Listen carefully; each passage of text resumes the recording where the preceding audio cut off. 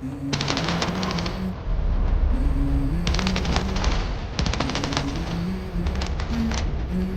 go. I wake up to a little bit of drool on my pillow, feel like it's gonna be a bad day.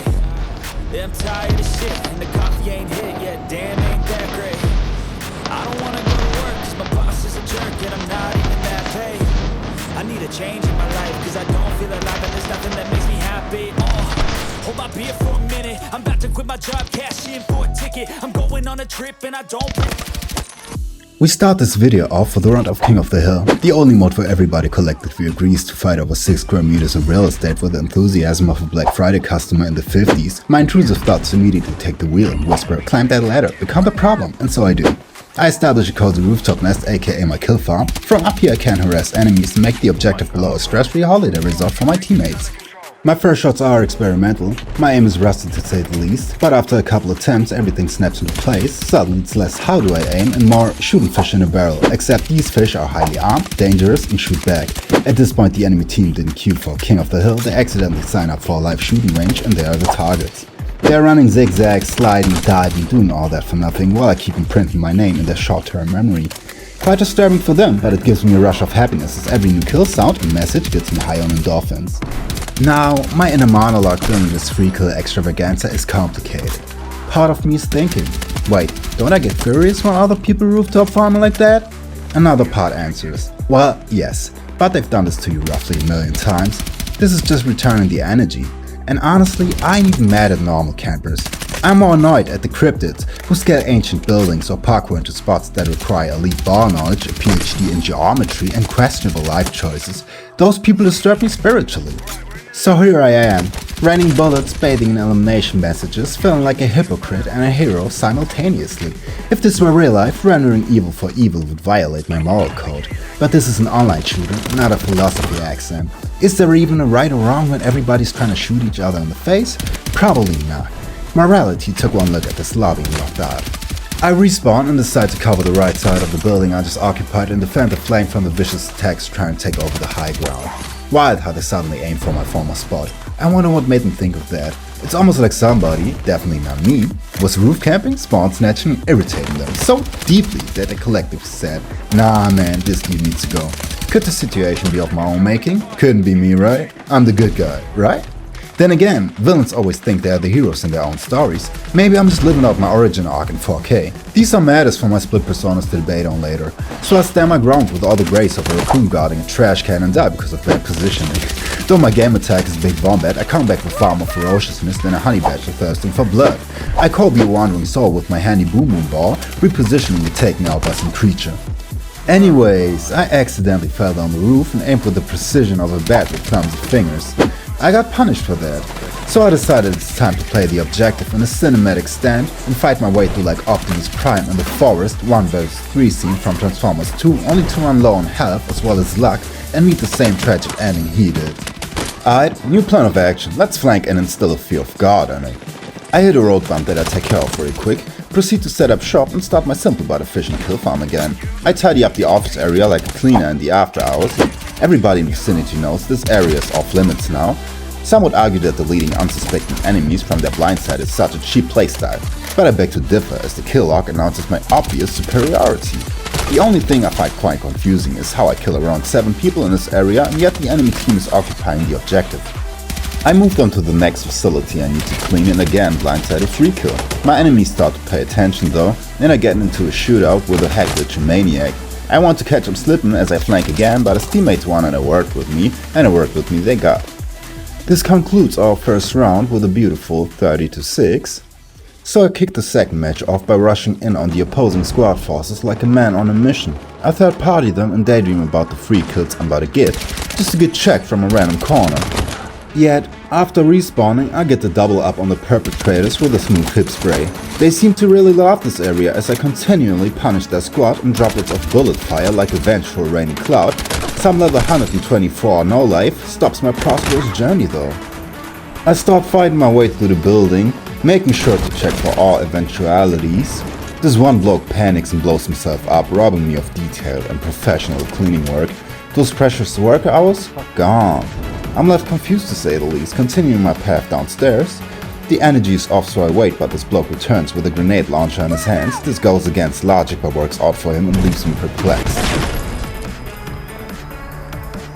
Here I stand again, deciding it's time to flank and catch him off guard. As I get into a shootout, I slowly start to realize that my survival chance is slimming by the second as stationary green laser pointers seem to guide me to heaven's gates.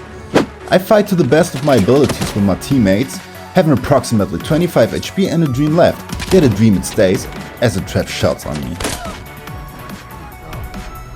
camping so hard, bro. This is hard, bro.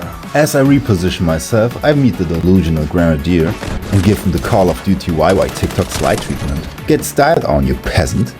I make my way to the conservatory, but a level 132 creep catches me I lacking. can't even see it because it's hiding at the box, bro. This is insane camping tactics. Locked and loaded, I return with my teammate and we send him packing. Give another high level creep a respawn timer just for the sake of it as well. Then I make it up my usual headwitch spot just to catch unsuspecting prey that I hollow out. I spot and revive a lovely companion and get hunted down like an ownerless dog on a bad day. They left no leaf unturned in order to find me. I humble player Wookie Man once more, walk down the stairs and catch a peeping head top. Up the stairs, kill Cobra again and help a brother out.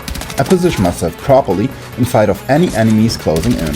Somehow I find myself behind a bot without headphones and punish him for lacking awareness. I catch this random fellow in a rush and teach him over time and patience. Cobra comes in teaching me a lesson about awareness as well. Then I punish Wookie Man for camping at a known spot and punish the player Blood Money 2 more times, making sure he remembers my name. The third match kicks off and I'm not gonna sugarcoat it.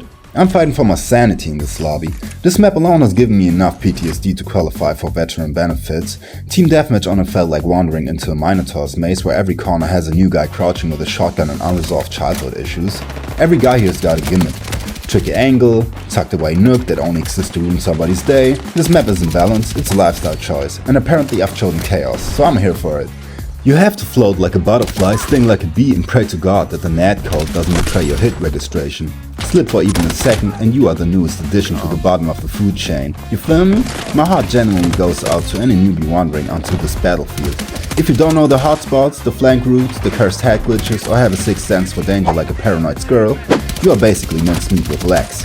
And yeah, I get that certain buildings and structures have to stay standing to keep a certain balance, but imagine if we could just decimate this entire map, flatten everything with explosives, and remove every red corner on Camp Cubby in glorious cleansing fire. Snipers would ascend to their final form, nobody could hide, balance would be replaced with pure horrifying openness. Now picture this, trenches, actual diggable trenches. Tell me that wouldn't be peak Battlefield Evolution. Battlefield 7, take notes, let me ruin the map the way my enemies ruin my KD.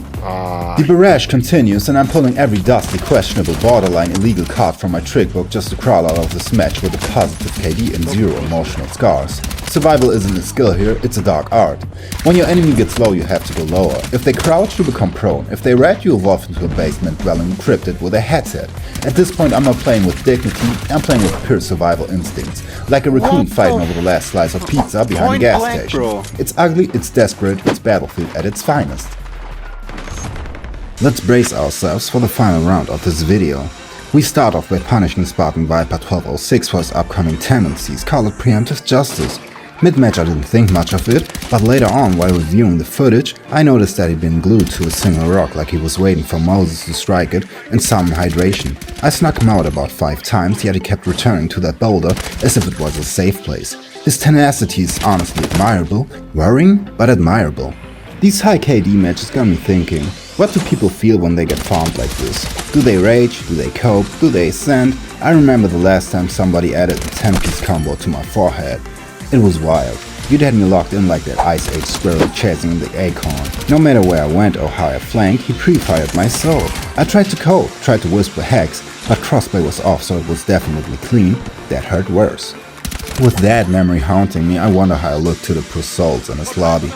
Am I their demon or their angel? Do I make them curse my very existence, or do I inspire quiet reflection? Maybe I should spend some time with my family, they think. Hard to say, both possibilities fill me with a strange sense of joy. When it comes to bringing people together, I'm really a saint, so let's make this a little more informative to push my good deed counter up even more. As you can see, positioning is key. It's pretty much the 80-20 principle, 80% positioning and 20% aim.